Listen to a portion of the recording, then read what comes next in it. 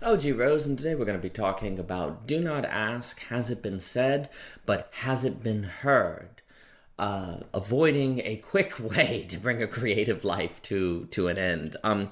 Very often when you do creative work, it's hard not to wonder if something you're working on has already been said, if someone has already thought the thoughts you've already thought. And this can make it very difficult to even engage in the creative act because, why do it if someone has already said it? And I personally have seen lots of people that this concern and this worry has led them to not writing something or not taking the time to write out their thoughts or to create anything because it just feels like such a waste.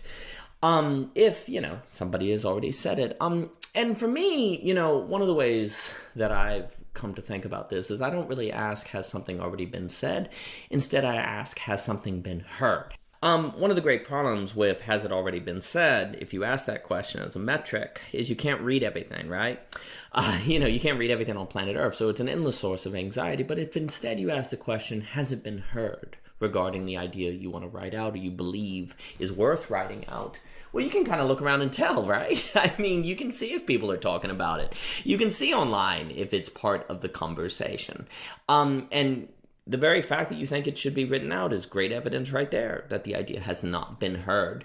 Because by definition, if you think it's worth saying, then you to some degree have not heard it. You've not heard it from others, and that's why you think it's worth doing.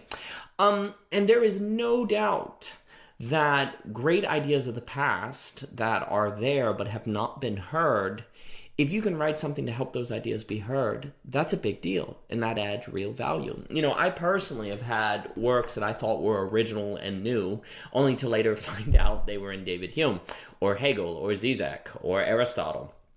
There's something very discouraging about that. But when my metric became, I wrote these works because I thought the ideas had not been heard, suddenly it no longer felt so discouraging because it was clear to me that these ideas had mostly not been heard, that people had not had a reading of David Hume that aligned with thinking like I've talked about on Common Life and good philosophy versus bad philosophy, that the majority of people saw David Hume as a kind of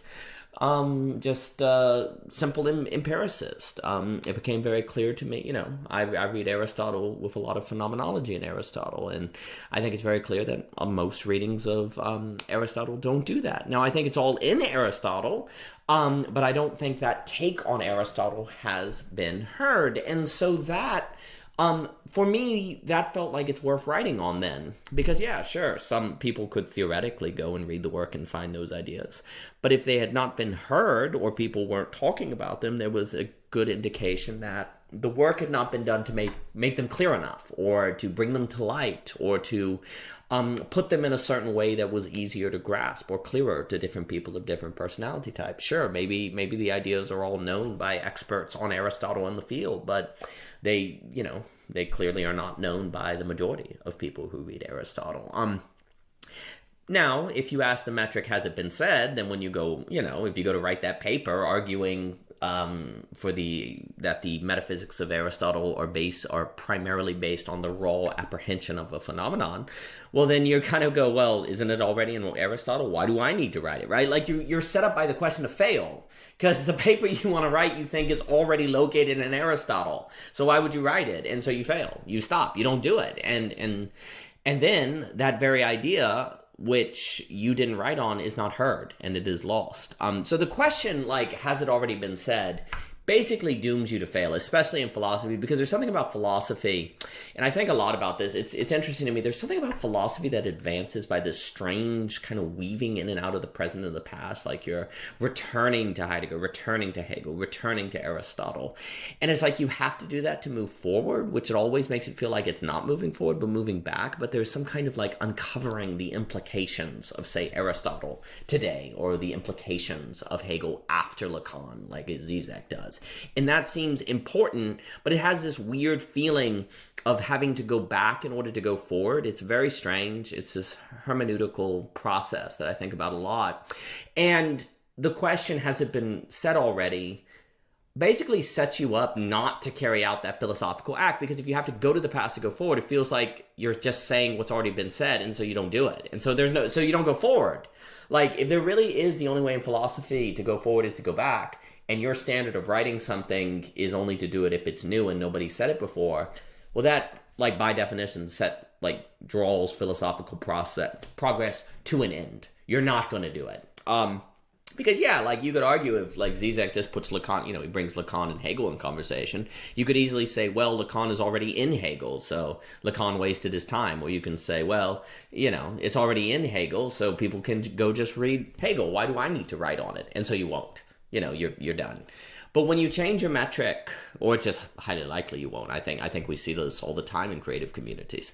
But if instead you change your metric to, has it been heard? Well, no. I mean, if you think it needs to be written, then it hasn't been heard. You didn't hear it, did you? And if you haven't heard it, that becomes a very good reason to think that it has not been heard. Your very lived experience, your very personal experience, your very listening to the people around you, or reading philosophical articles, or watching the news. So suddenly you have a solid ground to do your work.